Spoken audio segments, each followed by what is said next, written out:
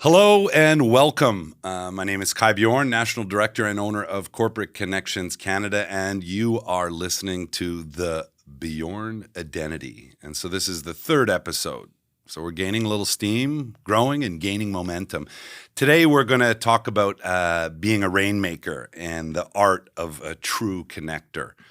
And so this podcast, which is extremely exciting for me and hopefully at some point for you guys as well, is brought to you and powered by Corporate Connections. So Corporate Connections, where leaders connect, to connect leaders around the world and empower them to create opportunities and meaningful change in their organizations, community, and lives. The vision is to build the premier executive networking organization in the world, catalyzing our members' business, professions, personal growth, like nothing else in the marketplace. And so I'm really excited today to have my partner in crime with Corporate Connections Canada in the house for this podcast, Trevor Botkin. Welcome, Trevor. Thank you, Kai. The Bjorn Identity, or as they say in Quebec, the Bjorn Identity. I think it's Bjorn. Bjorn. The Bjorn, but no, yeah. It's great to be here. Thanks. Catchy title, eh? It's super catchy. All the other things I came up with and the guys at Rainmaker came up with something way better. So that's why you hire a professional, let's be honest. Yeah, no, we're excited. Yeah. Marie's here with us, hosting alongside us to make sure that we produce some really good content. We're excited. Corporate Connections Canada, we build opportunities personally and professionally for our executive members. And it just made sense that the Bjorn Identity would be a tool for us to have some really interesting conversations everywhere around networking and, blow it up, anything else. And so the idea is to get to know us and to get to know a little bit of information, empowerment around the topic. And so today, on a serious note, what we're going to talk about is how do you become a rainmaker? How do you become relevant? And what is that true art of connecting people? So we're going to break it down into three different segments. First segment, we're going to talk about EQ, the emotional quotient. So it's about that social side of networking, do's, don'ts, different tricks, tools, techniques, strategies, etc. From there, we're going to roll into the DISC profile. So understanding the styles of people. Everybody wants to be engaged in the way that they're comfortable. And so with a little bit of visibility around that, it makes it a lot easier for us to have candid and proper conversations. And then what we'll do is we'll roll it into making it rain, being a resource. I love that. I when I was writing this, I started smiling. Yeah, so a kid at heart. And so, Trev, I want to roll right into it, EQ. Okay. Emotional intelligence, the emotional quotient. I think it's a really important piece of the puzzle. It's that social entity that really enables you to start and have conversations, right? Yeah. Well, I think it's one of those things that it's so overlooked. I mean, certainly they don't teach it in school, right? No. We focus so much heavily on popularity, right?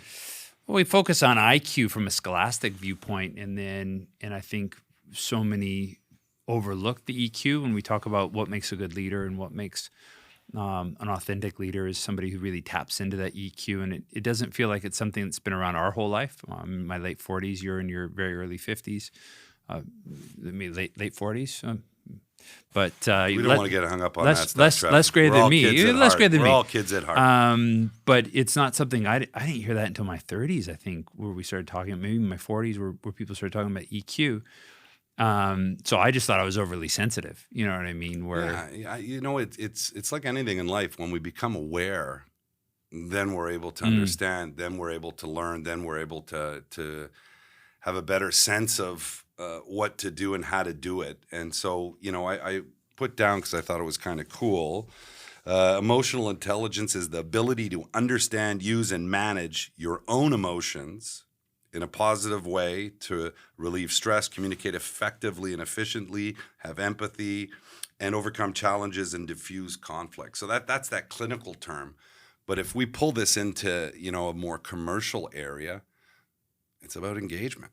Like we can simplify it, hi, how you doing? And it starts from there. And so, but I think it also comes down to that active listening. And I think I think part of it is we've seen such a huge shift in terms of the way we run and operate businesses as leaders, and there is this shift away from, I think, in the 80s we think about the John McClane sort of leadership, right? The CPKA sort of run in, and what was a very toxic sort of masculinity, even to the point where any female leaders, we think of Margaret Thatcher and some of these strong female, they were very much in a male energy.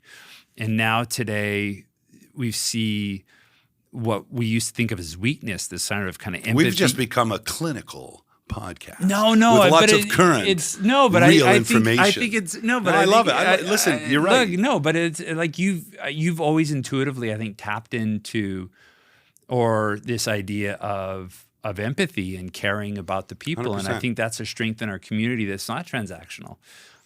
Is that we actually separate, man. We separate it from that servant leader sort of philosophy, do unto others, support everyone around you, make sure everyone's successful. But then we put our commercial hat on, and now it's transactional. And so I think, but it comes from a place of actually giving a shit. It comes from a place of like I know you, I know your business, and I know the people or your family, I know your kids, and so I want to help you not because I'm going to get help on return. I'm not doing it for quid pro quo. I'm doing it because I'm actually invested in your future. I'm invested in your family's future because I've had dinner with you. Yeah. And it goes that way for most of our members, well, I think. For 100% for our membership, for people in general, we're soft. We get to the point. We have so much time during the day that it's transactional, and I want to grow my business actively. Right. And we forget because we don't get that sense of achievement or benefit.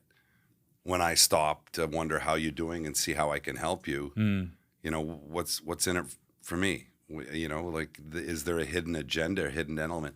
There's 4 components of emotional intelligence. I thought it was kind of cool to sort of break these 4 pieces down: self-awareness, self-management, social awareness, and relationship management. And so I started looking at that, and I'm like, this is that piece of the puzzle that, says, how am I, improving the conditions at my job? Am I getting a raise? Am I getting a promotion?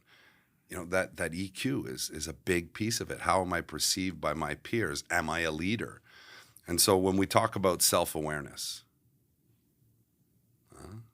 self-awareness is there was a question mark at the end that you didn't see. No, but it's the hardest. Now we will talk about it. Now we will. Hard. We will discuss self-awareness. Biggest jerk in the world doesn't think he's a jerk. Of course not. So I think self-awareness, and again, I think that's where something in terms of these relationships, when you get people, especially people who have been around and have been successful and themselves have been either good followers or good leaders, who can maybe point out maybe some of your shortcomings, or help you. Yeah, how do you get to that place? Because we see these people we revere, and they're strong, and they make decisions, and they plod forward, and so. It's a bit of a fallacy that the leader has to be strong, tough. You can't cry. He's there and he makes the hard decisions. It's a bit of a dichotomy that we have to be able to have a real strong sense of our own EQ. And I think we're becoming more socially accepting towards this emotional thing, which, go back 20, 30 years and men don't cry.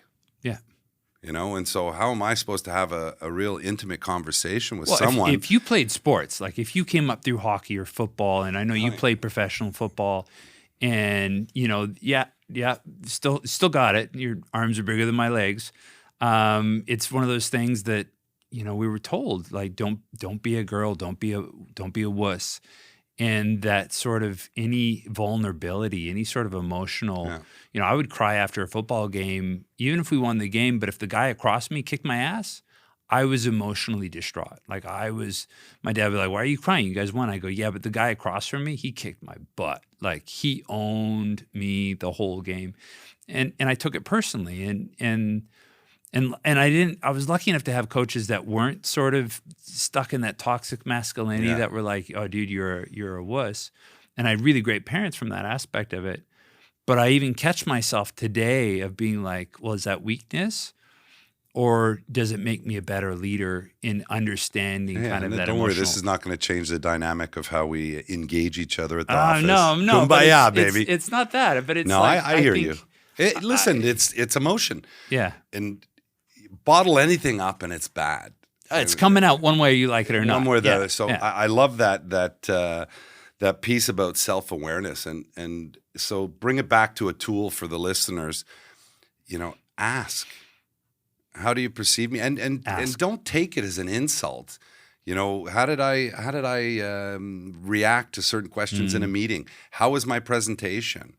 How is my facial expression? How is my body language? And it'd be amazing if you can gain some insight. That's the difference. And that's a good analogy you brought up. Sports and business, high-level sports, high-level business, they're synonymous. And it's those incremental little twists that you can have that make you better. And if we're able to do that in sports, I run a little faster, jump a little higher, achieve a little more. Imagine we sort of apply this to business from a self-awareness. Where are my strengths? Where are my weaknesses, man? And so once we become aware, I might not be the best person to lead this, or I need to adjust this, or I talk too much with my hands.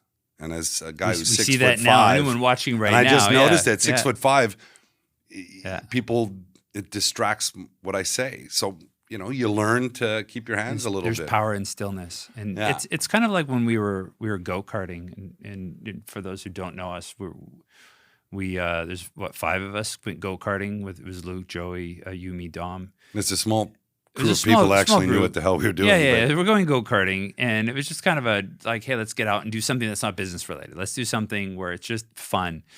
My chiro says I'm not allowed to go go-karting anymore because I did some damage.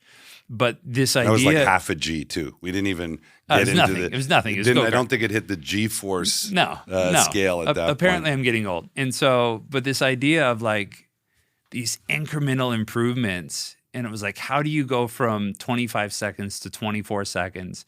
And we're talking fractions of inches of this line versus that. Yeah. And when you watch someone like Luke, who crushed it and obviously knows how to race, versus myself or any of the other people, and the difference between first, I know you won. Us. You were second. The difference between Luke and me, we're talking tiny adjustments that he made that I didn't know how to make. And so, and you said it even yourself on one of the laps. You're I just followed what that really fast kid was doing. One of the employees went around the lap and showed it, he was lapping us every couple minutes. And you watch the little things that happen. And I think that's the same thing for business. It's very seldom the big changes. It's little, small. Leading off that, you think, but we need to pull others in, I think, to have that true self-awareness. And you need to find people who will call you on your crap, who have the integrity and the experience to be able to say, hey, Trev, I love you, but you're full of BS. That's not what you what you're saying right now is that. And I think, but I think we could do it in a more constructive way too, versus random. And I think Google it. There are processes to have the ability to chronologically, systematically figure out a little bit of that awareness, who I am, what I am, where are my strengths, where are my weaknesses. Let's roll it into self-management. Now you've gotten that. You sort of start getting a realization of perception, right? Can you have self-management without self-awareness? No, and you can, but it's not as efficient, effective, or realistic. But you can have people who manage themselves very well and are still, so they're still a douchebag. But it's their own perception. Okay. But I think when you apply those two, you go self-awareness, self-management. Now we get to that social awareness, which is us being engaging with others, right? So that it's a nice little flow. And the first two really blend well together. So you get a sense of who and what I am. And then now we look at that social awareness.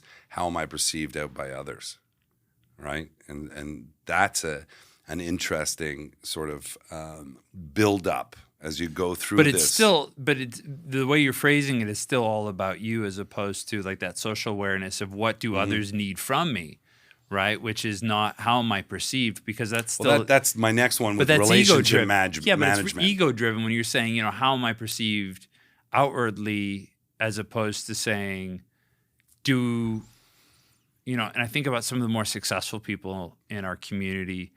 I don't know if they care about how they're perceived outwardly, because they're running their race, they're doing their thing. Oh yeah, And they don't have that. Like, I get insecure sometimes thinking, like, how am I perceived?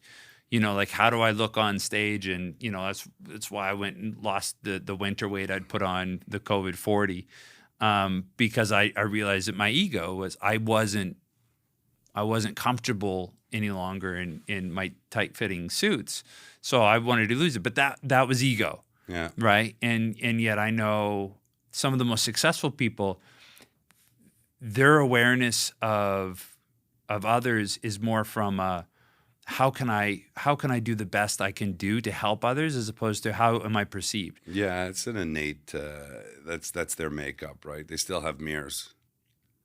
Yeah, they still have mirrors, Right. And so I think it's interesting you say that. I've gotten to a point and stage in business that I don't do these type of audits anymore because I have done them, right? And so now it's a personality audit of self, audit of self, that going Right. through that the stages leading up to we're talking about social awareness, and now rolling it into relationship management. I've cut my teeth doing this for many, many years. I mean, there's a multitude of different scenarios where, I've shat the bed, and I've left that scenario going, yeah, probably shouldn't have done that. Yeah. And note to self-awareness, okay, so we adjust, and so we build it. So I love your point that there are these individuals we gravitate towards. Mm-hmm. They have it. There's something about them that makes them, stand out in the crowd. But that is years and years and years of building and understanding who and what they are, and now it's authentic. And so this exercise for me with EQ, it's authenticity. I know when someone's faking it to make it. The big grin. You can't smile every day. Yeah, the car salesman. All the time. Yeah. Well, that's it. And so it's an exercise that we go through to have an idea of where we are, who we are, and then are there adjustments that we want to have so that we're able to get into that management of relationships so it's authentic to me. The beauty of Trevor and myself, when we work together, and you see it in the different stories or comments we make, we complement each other, right? You have a certain style, EQ. I have a certain style, EQ. We're both very aware of it. We understand it, so it complements our workday and our relationship as friends, but our workday. Funny thing, I'll tell you, I would never have done this, but when Trev became part of the organization, an owner in the company, part of our packaging was he was going to build me a tiki bar, and he actually showed up that weekend with his uniform, with his tool belt, and he built a tiki bar. Coveralls. I can guarantee you one thing: I never would have done that. But he did. And so this is, talk about EQ, man. His stature in my book went here. And it's these little things we do, right? To build up our ability to manage. And that's not even a good way to say relationship management. It's engagement, man. How and who we are when we engage with others. But I think that authenticity point it can't be overstated. It's It's everything, right? Yeah. There's the joke of like authenticity is everything. If you can fake that, you've got it made. When I was acting, so my background is film and television, and I remember when I first came in, we're talking about running meetings, and you're like, oh, it's like a role, and you can pretend to do this and do that, and I was like, that's not really acting. And my understanding of acting when I was first starting out, and I was in Toronto at George Brown College, and I was doing a theater, and there was an exercise early in the year, and he's like, I need 2 volunteers, and there's chairs set up in the front of the room. He's like, I need 2. I'm like, yeah. Of course, you're sitting in the super front ego. row, Yeah, I'm super ego, beaming, and you're just like, twitching to get put the me in, hand coach. up. So he sits me down, and it's myself and Janet Green, and he goes, this is a waiting room, and wait. I just want you to wait. And so I sat there, and God, I waited my heart out. Like, I was like, waiting. I'm looking around. I'm looking at the magazine. I'm looking at the time. I'm showing everyone how good I am at waiting, and I'm working my butt off. Like I am just like everyone's gonna see me as the greatest waiter ever in the history. And he left us up there for like 10 minutes. We're not talking, we're just waiting. So he ends the exercise and he asks the class, he says, so what did you see? And there's this young woman, and she puts up her hand and goes, well, Trevor showed us he was waiting. And Janet just waited. And it hit me between the eyes that I was doing the exact opposite of what a good actor is, which is to be completely real in an unreal moment, totally honest in a dishonest moment. I was being like completely this artifice of showing everyone that I was waiting, and Janet just waited. She literally just sat there and waited. Okay, so where pull that back for us. So that us idea, non-thespian listeners. No, but then it comes back to this ability to find authenticity, whether the moment's real or not. This of just being real, just being honest, which means all the emotions that go with it. The fear, and it's interesting, you know, I have a 10-year-old and your kids are a little bit older. So you've gone through it. I'm now getting into the teens, and it's amazing what sharing things with her authentically and saying, yeah, this, I was a little scared. And she's like, Dad, sometimes I get scared too. And me being able to share those things, like frees her to say, yeah, of course I don't have all the answers. I'm 10. My dad, he's in his 40s. He doesn't have all the answers. It's okay. And so, you know, sometimes it's a hell of a lot different at my house. I think I just told the kids a week ago, thank God you got Mom. Because if you were left with me, I apologize, but I would have broken you. Well, I mean, it's just it's a different setup. True story. But it's a true story. Listen, it is true because they don't, but then they do. I mean, they still have that sensibility, and they still have, you know, don't go talk to him, Dad. Oh, don't say this. You know, your wife did a great job with your kids. Yeah, she did a masterful job. Yeah, but just to come back to that, I think it's that, you know, it's that shift of, and I think everyone in business is the same way. And you get to know these leaders. And I remember the first time I met with some of the members when I was just a member, and I thought they had just always been successful. And then you pull back the layers and you hear the stories, and they're like, oh man, I was eating Kraft dinner for years. Yeah. Or I had every credit card maxed, and I was basically living out of my car. And I just stuck with it. And then now today, it's like, now you see what I have. We don't see the struggles. We don't see the journey. Oftentimes we just see the results. And we're like, oh, I want that. 100%, man. We cut our teeth. Well, listen, so that's a really interesting thing, and understanding the importance of emotional intelligence, emotional quotient, whatever it is. It's having that audit and assessment of perception, and then roll that into the second point that we want to dive into a bit. It's the DISC profile. There's a whole bunch of different ways of explaining it, but everyone is a mixture of each. Or any personality. You're talking, because DISC is one style. Yeah, so personality. Thanks for ruining my quote. But no, I'll read another one just because. I've got a story for you on I'm sure you do. Everyone is a mixture of each style. Identifying that, you know, we have 4 different styles, but most people tend to fall into 2 of those categories. And the different DISC styles, if you want to get them described, are D, which is dominance. We're going to break these down because it's kind of interesting when you go through this assessment. You start realizing who you are, and I guarantee you 9 times out of 10 you pick a different profile than everyone else would pick for you. Ask your spouse and see what they say. Yeah. I thought I was a D man. I'm dominant. I'm a leader. I'm a powerhouse. And they're like, yeah, no, you're an I. You're an influencer. You like to, you know, you care. You know, you care what happens after the fact. S is steadiness. C is conscientious.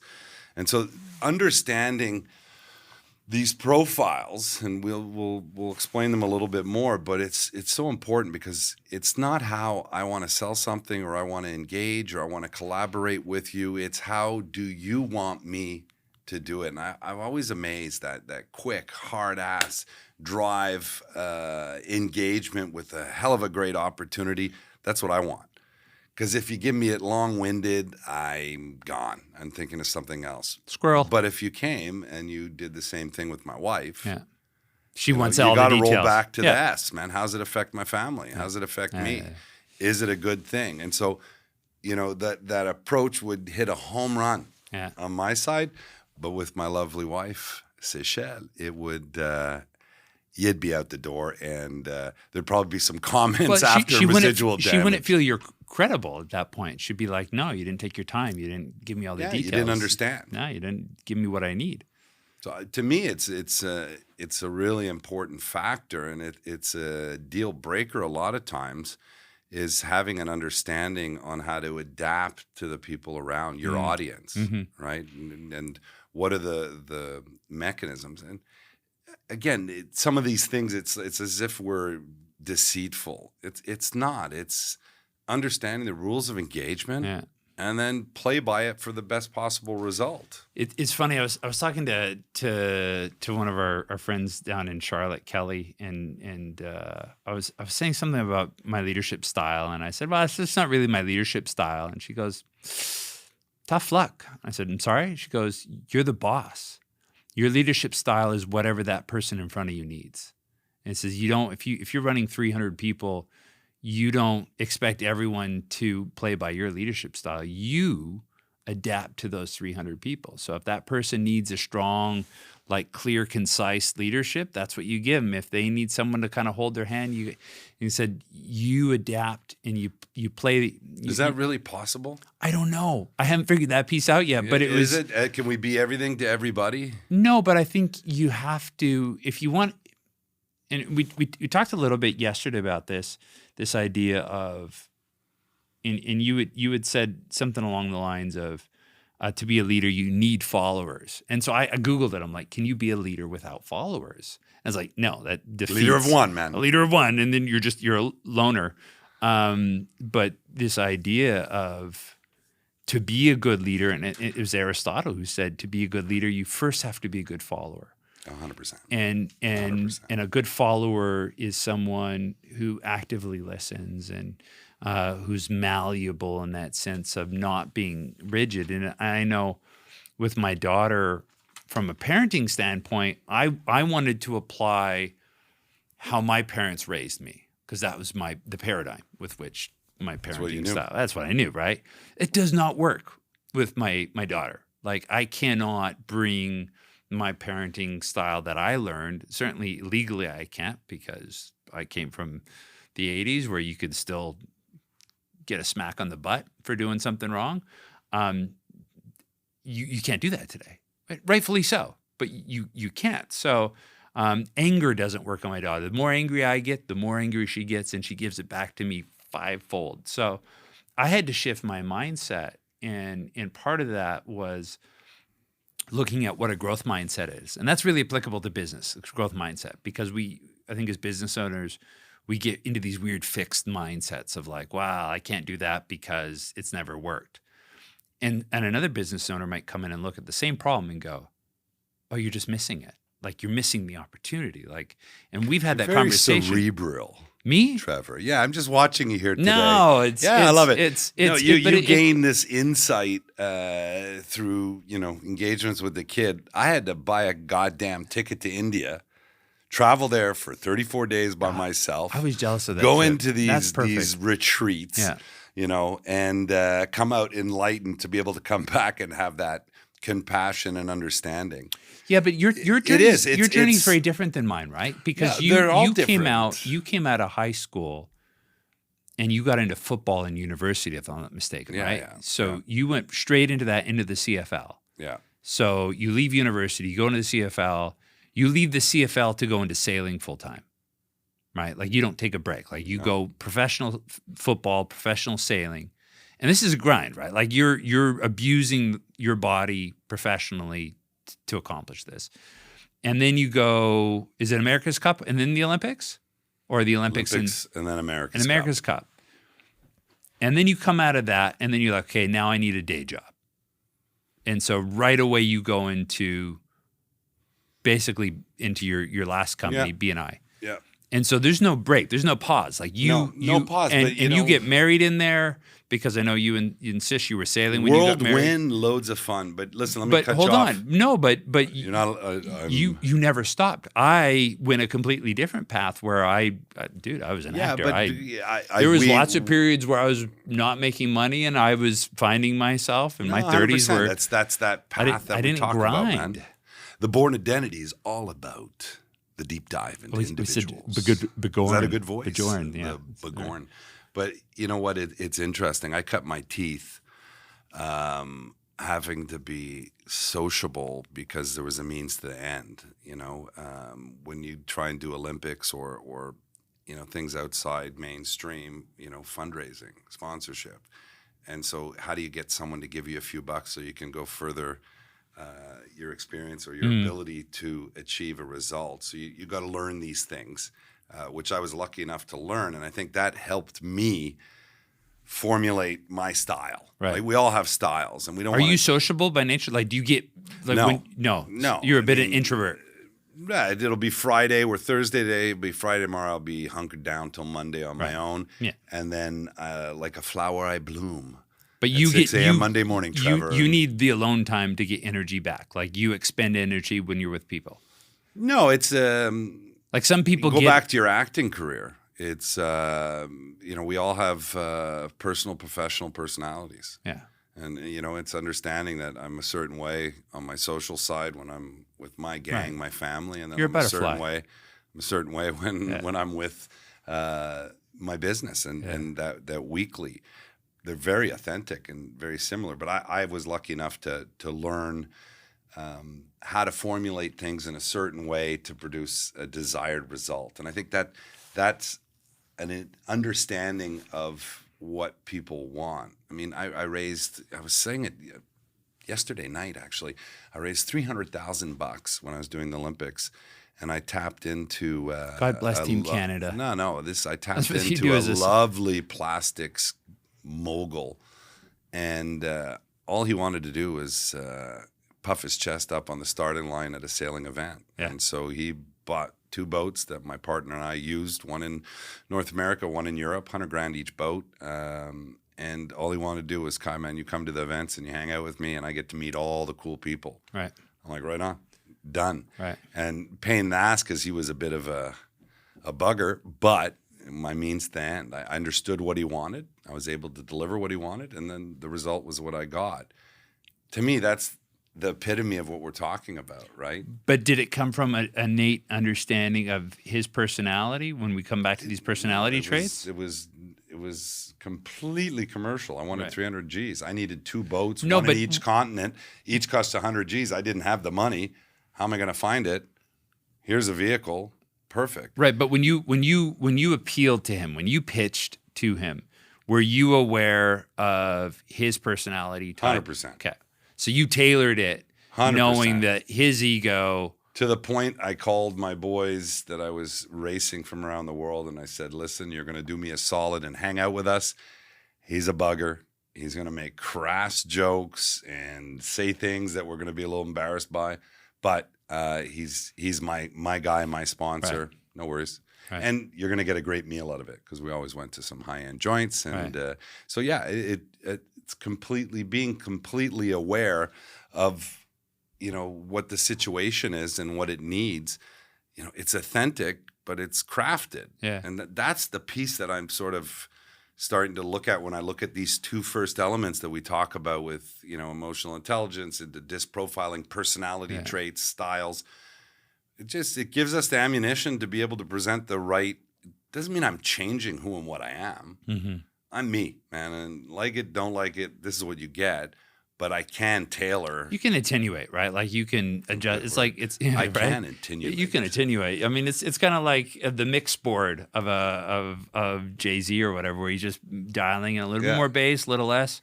I was reminded of remember in Thailand when we did that first day together. It was the director's day, and it was the love languages. Yeah. And it was all these and I don't know if people are familiar with the love languages, but it was this idea of like each one of us expresses or needs the expression of love in a different way. and our then partner, his was quality time.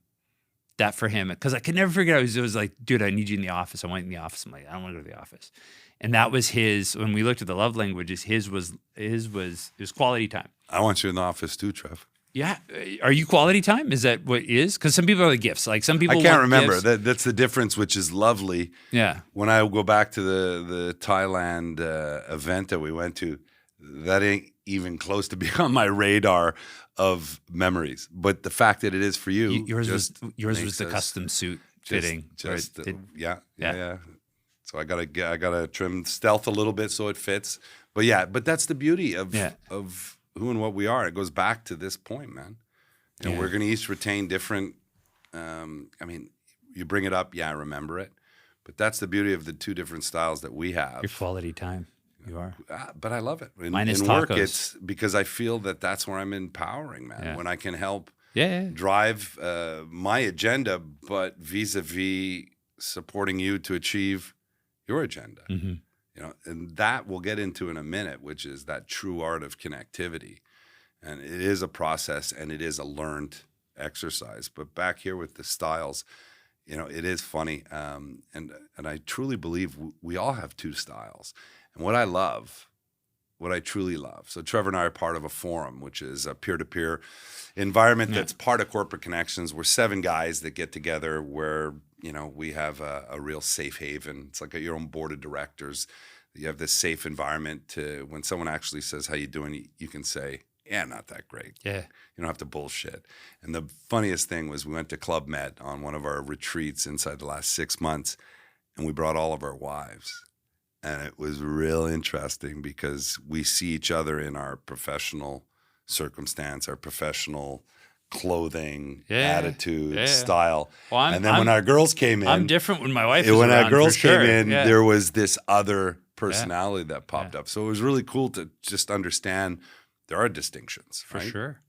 I can't make the same jokes with you boys as when my girl's sitting in there. I don't know if that's some of the other ones. I don't know if that's a good thing, but unfortunately, I still do. I but still others do. can't. Yeah, my wife's German, so I try not to make any jokes because of the German sense of humor. But yeah, okay. So if we're coming back here, we've got this idea of EQ and know thyself, and then which is really cool. Because then you step into the profiling, the personality profiling. Whether adapt thyself, but know others too as well, right? And I think the more you are aware of whether it's DISC or whether it's what's the other one? 21 personalities is another one I like because it's not just 4. And DISC is tricky because you're a high D, low I, and I'm always confused what I am. I'm B positive. I know my blood type, and that's about as far as I get. And then language of love. What was the third one that we wanted to talk about? We're going to get there because this is apropos the Bjorn Identity. Bjorn. The Bjorn Identity. It's what it's all about, man. It's me in a nutshell, surrounding myself with great people and putting together something really cool. It's our identities. And so having that understanding, we're all great people, man. We all deserve to be successful. Having a little bit of an understanding on adapting to other styles, and now getting into the third piece, which is make it rain. And what do I mean when I say make it rain? Be a resource. Because if you're able to get others to achieve more success, have a better life, have more opportunities, by default, you're bringing yourself up. Mm-hmm. You're as strong as the weakest link. Yeah, we are. We're guilty. Rising tide lifts all ships. All this stuff, but it's a reality. And so when I look at it, this is that disconnect. If I do something, I deserve a reward for it or compensation or finish the sentence. And I think that one of the pieces that we understand is making it rain is being that rainmaker, being that conduit that creates success. And so we talk about connectors. I'm going to connect people and set up business opportunities. And if I can stimulate enough people to be successful, well, they're sure as hell going to pick up the phone when I'm calling. Mm-hmm. And so it's that pay it forward. And when we say it, you know, all those connotations around, no, man, it's pay it forward. It's stimulate, nurture, and support your network so that your network's there to stimulate, support, and create this profitable environment for you. Yeah, I think it's this idea of like ridiculous abundance. You know what I mean? Where people are like, well, they get funny around opportunities where they want to hold on to things because they feel like they're going to miss out if they share it.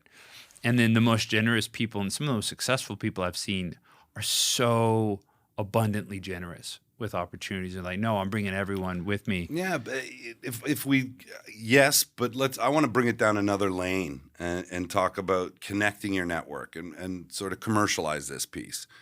You know, we can, you know, support others to have success in a multitude of different areas. I'm talking business now. And if we were to channel, you know, what we were talking about now into make it rain, be the rainmaker, be the connector, be that go-to person, you know, by connecting your network, understanding what people want and need, and then creating that sense of benefit or opportunity. And this is a tactical piece. And so the first couple items that we're sitting here talking about are understanding your limitations, know thyself, you know thy person you're with.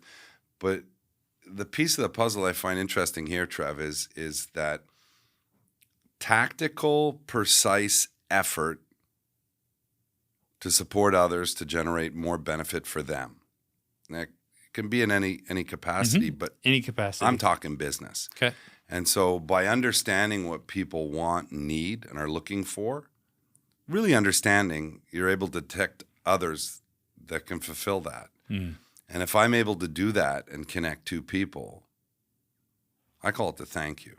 Each one's going to send a note, hey, Kai, man, thanks a lot. I appreciate the contact. And you're good. You're good if that's all you get. I'm great if that's all I get because I go to top of mind. Okay. You know, and you have to have that mechanism to sort of audit it and say, you know, am I just giving to everybody and not getting anything? You know, there has to be that give and take, but you got to put yourself up there in the front end, give to expect to receive.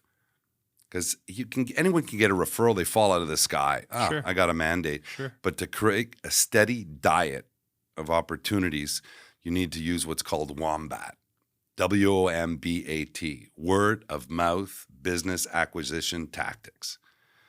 And so I wrote a book called The Power of Connecting, and I detail step-by-step process on how to do that. And for today, you know, just to hit it from broad strokes, you know, it's this effort for us to engage others to support them, right? You do it every day. Yeah. I do it every day. And I just don't Does have, it just I don't have an happen? acronym for what I do. pretty cool. Eh? Well, that's pretty Wombat. cool. Wombat. I played rugby. Wombat. We played against the From the Wombats. Bjorn Identity. I didn't Yeah. like them. No, didn't I wouldn't like them either. No, the Wombats, But, they were horrible. So knowing you, Yeah. knowing the love factor from Thailand and getting a sense of the engagements with your daughter. Mine and- was words of encouragement. That's Yeah, all yeah. I need. No, getting a Yeah. sense of the engagement Just tell me with I'm your daughter. awesome. This is a different skill for you.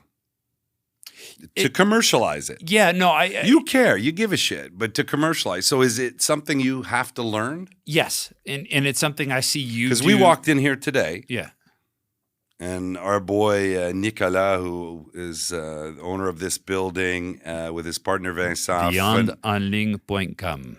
Renard, the fox, the greatest meat online you can get. Yeah. But as you were going to the washroom to G up so you'd look beautiful for today, I didn't do my hair. I ride a motorcycle. Whatever. I heard him say, "Thank you for the referral," and then he turned to me and said, "I saved 100 G's." Yeah.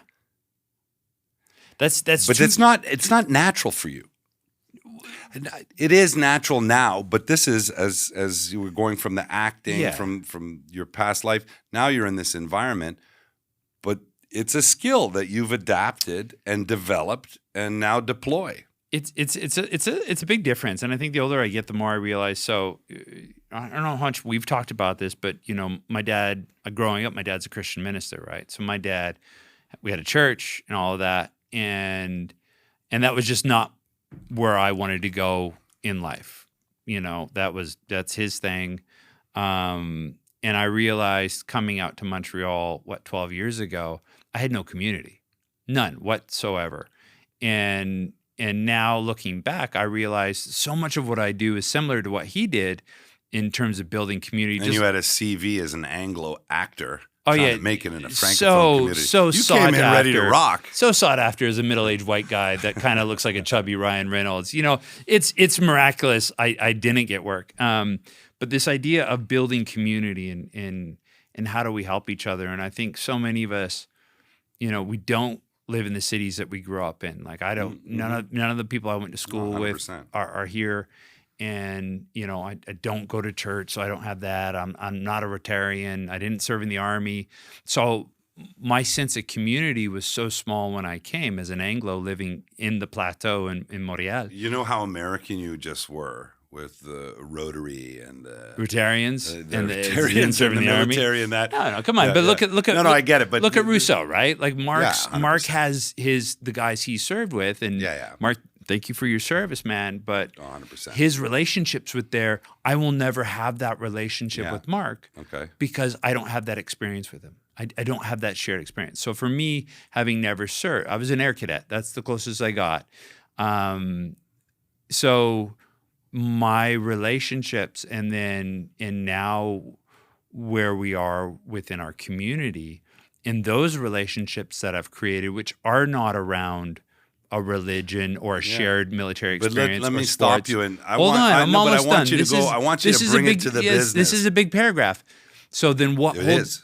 It's a very big paragraph. I think in paragraphs. It comes from a story where I was trying to fire a guy. Stay on your paragraph. Squirrel. I was trying to fire a guy, and he was talking, and then the owner of the restaurant tried to interrupt him, and he goes, "Please don't interrupt. I think in paragraphs." And we both went, okay. So anyway, yes, I speak in paragraphs. The point is, the community we've built is so centered around, obviously, the business aspect of it, because it's an investment to come into our community, and we're looking for business owners and helping them, whether it's personal or professional. It's still, there needs to be some return on that investment. And so it was a huge shift for me coming from acting and hospitality into a business milieu where I'm really looking at, how do I make these connections? And so watching how you so effortlessly, I'll be like, hey, this person does this and this person does this. And you go, oh my gosh, we bring this person in and now we've got 3 people who are making a business deal. And so I don't know where you got this skill set, but your ability to find opportunities where other people would just see sort of like, oh yeah, those are interesting things. This is a segue to the 4th episode of the Bjorn Identity on how to activate. No. We're skipping the 3rd episode. We're going straight to 4th episode. We got another 11 minutes. We got another 11 minutes. But I think that's such an important thing of being able to connect the dots where there seemingly are no dots to connect. And part of it comes. It's not seamlessly. It's seemingly no dots. We're not looking. Traditionally, we don't look to. I'm not looking to close a mandate for you. No, I don't get up in the morning. I've seen and you say, pick up the call and say, you need to meet so and so. 100%. I talked to them last night. To your point, coming into this dynamic as a business owner in this vertical. You're not long-winded, but your monologue. I'm paragraph. verbose. Let's just be honest. You're gorgeous. You're gorgeous and fun. I'm verbose. No, but we don't get up and say, "I want to make him a buck." It's a skill and a technique. And to lead off that, I wrote a book called "The Power of Connecting: How to Activate Profitable Relationships." Isn't it the same book you by just mentioned? Serving your network. Yeah, but it's apropos now. You can get it on Amazon. The cool thing, you get it on Amazon. It's like $12. $12 Canadian.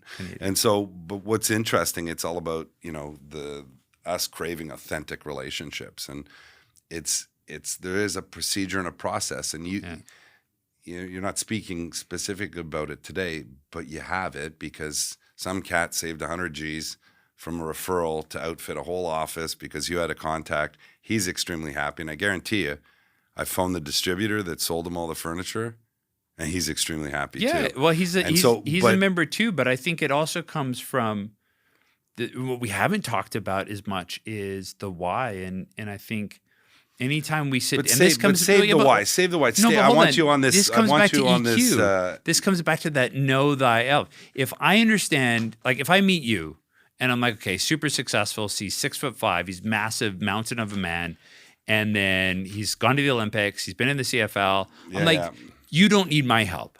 Like, how do I help Kai Bjorn? But then when I understand, bullshit. We all need. hold on, need help. But if I understand not what you do, but why you do it, and that was the case of putting Nick and Nick together.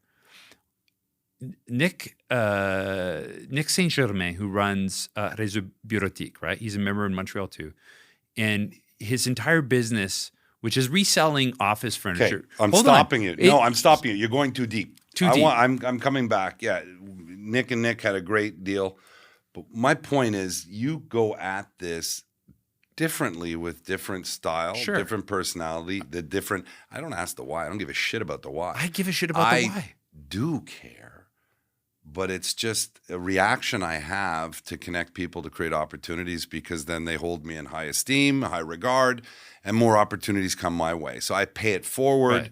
And very, very clinical the way I look at it, which is back to what we were talking about before. We all have different styles and we'll do it differently. Yeah, we're so different But you on that. thought, but we're not, because you thought, you listened, you heard, you thought, you connected. I did the same thing. I do it differently. Yeah. Bobby G, Robert Gervais, was here with us for the first episode. G. He does it. He's a D. He is a D. And he knows he's a D. Yeah. But so the piece here is, I want to just, in the last little piece of this, is talk about, that strategy, that effort, what it is. Not so much the storyline, what it is. I was on a call yesterday with a fiscalist, going through taxation issues, sold a business, got a whole bunch of tax I got to pay, so I got to roll up and fuse a few businesses. I need to set up a trust, blah, blah, blah. Yeah, first world problems. I asked her, but I asked her, I said, how's your business going? Great. I said, what's the best client you got? She goes, what do you mean? I said, I don't know, there's a bunch of shitty clients that you get.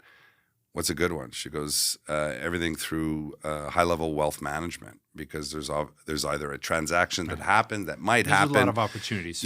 There's money being rolled into, it's been liquidated, so they have liquid assets, and now they're going to go do something.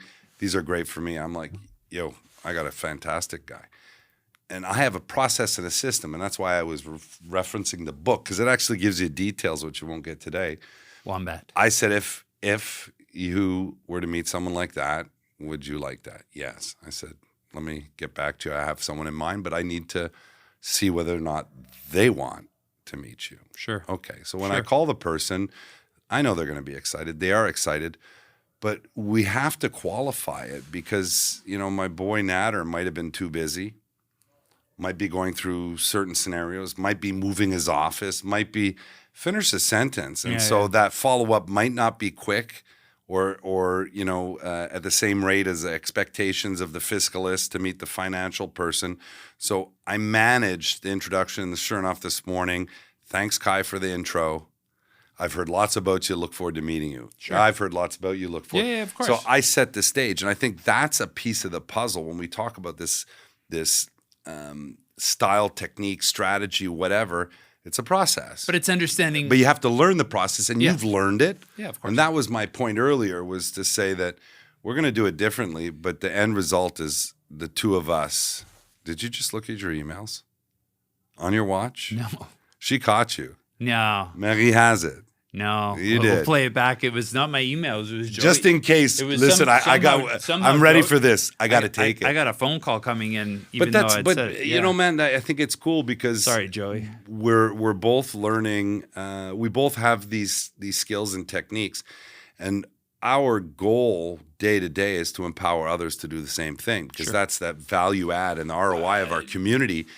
Everyone wants to do it. Anyone within corporate connections are givers. Yeah, they and come they're from the right there. place. Yeah. They're not coming in out of desperation. They're coming in because they love the peer-to-peer. They don't love the necessarily relationship. have the skill set that will enable them, or they'll send an email and then be surprised that email didn't generate an opportunity. 100%. But that's something that we work on a regular basis, and we have our strategies in place. And to me, it's funny. I set those two people up yesterday, but I took the time to explain to each of the parties what I was doing. Yeah. Why? Because it was empowering them. They're both going to be part of Corporate Connections. Sure. One is a member. The other one will be becoming a member. Right. And I thought it was important that they understood why and how, and the way that I put them together to create possibility. And I think that word possibility is something that's really strong. It's up to you to go and land the contract. Of course. But if I can present an opportunity for you, and that's that understanding of the why, right? Understanding the need. I've changed the why to a what, just because that works for me. Because you're transactional. Yeah, I don't take it as an I've offensive comment. But I've introduced people. No, because you are very much, and you've done an incredible job at building your career around helping people grow their business. Yeah. Right. And that's new to me. That is something that was not in my wheelhouse. I was touchy-feely, emotional, crying on phone Crying commercials. at the football game. I didn't say anything about that, nor will I. No, it's fine. It's fine. I'm comfortable with that. But I think it's this. I've connected two members because one played ringette and the other one coaches ringette. I'm like, you two should have a conversation about 100%, that. yeah. You know what I mean? And so understanding what gets people excited and what do they need, because we don't always know. And it's like sometimes we'll invite somebody to come out for dinner, and there's so many times you've had guests come to our meetings, and you're thinking that they'll hit it off with so-and-so, but they end up having a conversation with another person that you had no idea that there'd be similarities, and they're long lost friends. Or there's times where we've had two people come out and their sibling dated their sibling in high school, and it's like, oh my gosh, I haven't seen you in 30 years. We don't know. And I think the world is so small, when we look, especially Montreal. I mean, Montreal is an island. And so I think the number of Trev, times. we don't know, but bring it back to what I want to keep pounding on. More times than not. Make it rain. I know. But rain. more times than not, you've purposely done it and it's achieved a result. You've known that it's intention. It's intention, man. Yeah. They both play golf. They both have kids the same age. They both finish the sentence. So you're aware enough that these things happen, which is lovely. And it just emphasizes, you never know what can create an opportunity. It's serendipity, right? But we hope for those. You have learned to be tactical on positioning it. And when we will bring someone to one of our meals, we'll identify a referral partner. And what a referral partner is, someone that has access to the same clientele or opportunities non-competitively that you have. And so we'll put them beside each other because they're going to have bountiful conversations because they have such similarities. So we tactically can do it. You're better at that than I am. I'm more You're pretty damn good too. Yeah, no, I'm like, oh, they're gonna get along because they both like Scotch. You know what I mean? Like I tend to. That works. It works, but sometimes I find the less emphasis I put on sort of that business development, and the more I put on the human capital development of like, let's build relationships, because business will always follow. If I love you and I have great affinity for what you do, I'm going to help you. Like, that's just a no-brainer.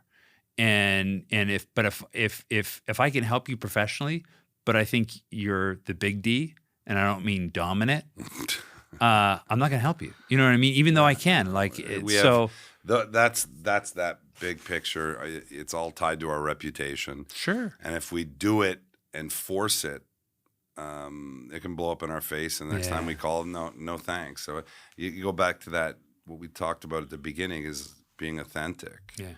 And so to pull all this together, having an understanding of that social component that exists, how we're perceived, how we engage, our style, that's important to be able to tailor, but also to know. Put yourself in the right situations that you're comfortable in, and understand who you are. Look at the DISC profile, your own profile and other profiles. How do they want to be engaged? What are they looking for? What creates the best opportunity? And then we come into the make it rain, be a connector, whatever that is. That's active listening. Yeah. And that's giving a shit and saying, I care. and I genuinely, can detect a really cool opportunity. That means we have a couple minutes left Oh, we of the still have a Bjorn couple Identity. minutes? No, and so just to Wrap hit it on up. it, it's Bring it now home. the make it rain is that it's a learned skill to be able to put people together to generate opportunities, personal, professional, whatever it may be. But it comes through active listening, and it's an effort. But that effort, to me, pays itself in 10 times. When it's done properly and supportively, because it's not random. Can be some precision to it, and it's not tactical in the sense that I'm doing it because I have an expectation. No, I'm doing it for my reputation, my style, who and what I am. Others know it, and then I become a go-to person, and it fuels other pieces for me. Not everyone needs to do it the same way. It doesn't need to be as broad-based as you and I, because we have access to a larger community by nature of what we do. But the point is, it can be learned, and that's something I've noticed with you, is you come from a real caring side, but there was still 100G saved on a massive deal at Grasse because of Trevor Botkin and you being able to connect to people. And that's that active listening part, right? Some comments to sort of pull the three of these together. Well, Well, thank you, Trevor. No, thank you, Kai. I think. No, I'm joking. Go. Oh no, wow. I think we come back to, and we kind of look at these pieces, and again, knowing yourself. If you don't have a mentor, or if you're not surrounded by people who are gonna maybe call you or hold you accountable, then that may be where you need to start. I think that coaching piece, we touched on it a little bit, coming from the sporting background. Think of Tiger Woods, who reconstructed his swing just to shave, a couple hits in a game. I think none of us are too good to have a coach or have people around us helping us be better. And I think having that intention to systematically and strategically go out of your way to help others, I think it's fantastic. So, and I think any one of us can do that. And I think it's a good part of your business acumen, your business process and strategy. I think it's a good part of your biz dev. Doing that surrounds you with people that actually will now listen to you vis-a-vis your engagement level with them. It's like The Dream Manager. Remember that book? Yeah, I love it. You put me onto that. And that idea of, if you find out what the dreams of your employees are and you help them. Small, medium, and large. It can be done. Get to a ball game, go see a hockey game, get into this restaurant. Learn a second language, buy their first house, have a car. And then when you put that into concrete action as a leader, incredible. Trevor Botkin, Kai Bjorn, you're a wonderful man, and truly blessed to have you. Not at the office as often as I want, because he likes to work from home. But, every day this week and last week. Yeah, but I look at it over the past 6 months. Motorcycle season. Motorcycle season will help. Yeah. Find someone that will build you your tiki bar. And on a serious note, it's been an absolute pleasure to bring the Bjorn Identity. Now you're going to screw me up. The Bjorn Identity, fueled by corporate connections where leaders connect. Episode 3 was a pleasure to have you here. Was this 2 or 3? No, number this 3, baby. 3? Number 3. We're growing. It's not like it's 1, 2. We're almost a few. We're past a couple, almost a few, and then when we roll into the 4th one, I'm excited to bring the 4th one very soon to the airwaves. But absolute pleasure to have you today. Thanks for having me. Great topic. There's a process. There's a system. We always want to learn, and if we can learn tactically to be a little bit better, to generate more benefit for ourselves, it's a perfect world. I'm Kai Bjorn, Corporate Connections Canada, and thank you for being part of our community. Cheers.